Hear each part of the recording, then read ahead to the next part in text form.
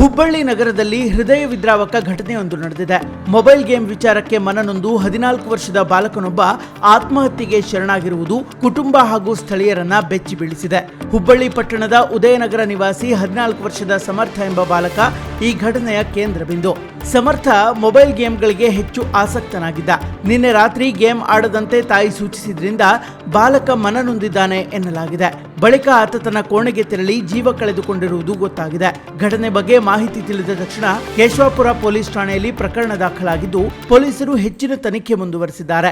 ಇನ್ನೊಂದೆಡೆ police commissioner N Shashikumar ಹುಬ್ಬಳ್ಳಿಯ ಕಿಮ್ಸ್ ಆಸ್ಪತ್ರೆಗೆ ಭೇಟಿ ನೀಡಿ ಪರಿಸ್ಥಿತಿ ಪರಿಶೀಲಿಸಿದರು. ಈ ಘಟನೆ ಮಕ್ಕಳಲ್ಲಿ ಹೆಚ್ಚುತ್ತಾ ಇರುವ ಡಿಜಿಟಲ್ ಅಡಿಕ್ಷನ್ ಬಗ್ಗೆ ಗಂಭೀರ ಪ್ರಶ್ನೆಗಳನ್ನ ಎತ್ತಿದೆ. ಪೋಷಕರು ಹಾಗೂ ಸಮಾಜ ಜಾಗೃತರಾಗಿರಬೇಕೆಂಬ ಸಂದೇಶ ನೀಡ್ತಾ ಇದೆ. ಒಟ್ಟಿನಲ್ಲಿ ಇದು ಕೇವಲ ಒಂದು ಘಟನೆಯಲ್ಲ, ಮಕ್ಕಳ ಮನಸ್ಥಿತಿ, ಡಿಜಿಟಲ್ ಬಳಕೆ ಮತ್ತು ಪೋಷಕರ ಜಾಗೃತಿಯ ಅಗತ್ಯತೆಯನ್ನ ನೆನಪಿಸುವ ಕಠಿಣ ಎಚ್ಚರಿಕೆ.